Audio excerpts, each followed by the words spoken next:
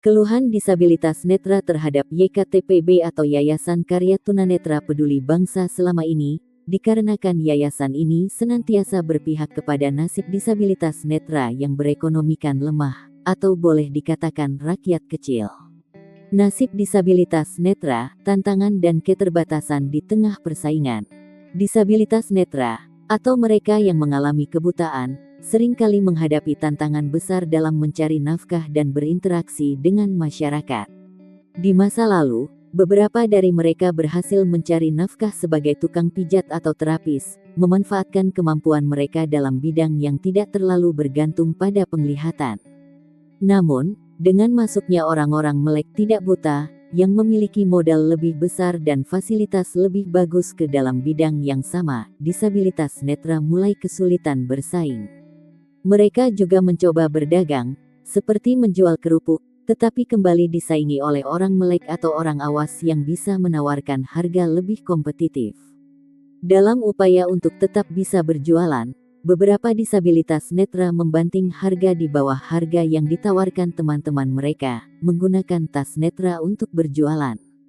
Namun, hal ini menyebabkan dagangan mereka kurang laku. Peralihan ke musik jalanan dan pengamen. Karena kesulitan dalam berdagang atau mencari pekerjaan lain, beberapa disabilitas netra beralih menjadi musisi jalanan atau pengamen. Namun, di jalanan, mereka sering menghadapi tantangan baru. Mereka sering diusik oleh pengemis yang juga beroperasi di tempat-tempat yang sama. Pengamen-pengamen awas tidak buta kadang-kadang juga tidak ramah terhadap mereka. Lebih parah lagi, disabilitas netra sering menjadi incaran Satpol PP atau Dinas Sosial, terutama di Jakarta. Mereka sering diusir dari tempat-tempat di mana mereka mengamen karena dianggap mengganggu ketertiban. Penanganan oleh pihak berwenang. Ketika disabilitas netra terjaring oleh Satpol PP atau Dinas Sosial, mereka sering dibawa ke panti sosial seperti Panti Sosial Bina Insan di Kedoya atau Cipayung.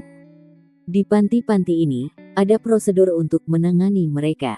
Beberapa dari mereka ditebus oleh keluarga atau pihak lain, sementara yang lain dikeluarkan setelah melalui berbagai prosedur.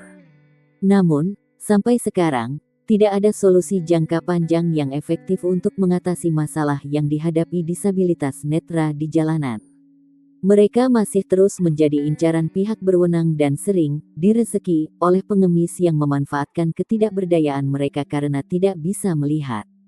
Keterlibatan pengemis kadang-kadang memanfaatkan disabilitas netra yang mengamen atau bernyanyi di suatu tempat dengan meminta uang di depan mereka, karena disabilitas netra tidak bisa melihat dan mungkin tidak menyadari apa yang terjadi.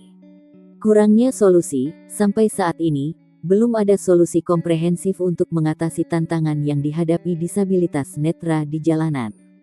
Mereka terus berhadapan dengan kesulitan ekonomi, gangguan dari pengemis, dan tindakan dari pihak berwenang. Nasib disabilitas netra di tengah masyarakat masih sangat memprihatinkan. Mereka menghadapi kesulitan dalam mencari nafkah, seringkali menjadi incaran pihak berwenang, dan dimanfaatkan oleh pengemis. Diperlukan upaya lebih serius dari pemerintah dan masyarakat untuk memberikan solusi yang lebih efektif dan berkelanjutan bagi disabilitas netra, agar mereka bisa hidup dengan lebih bermartabat dan memiliki akses yang lebih baik ke peluang ekonomi dan sosial.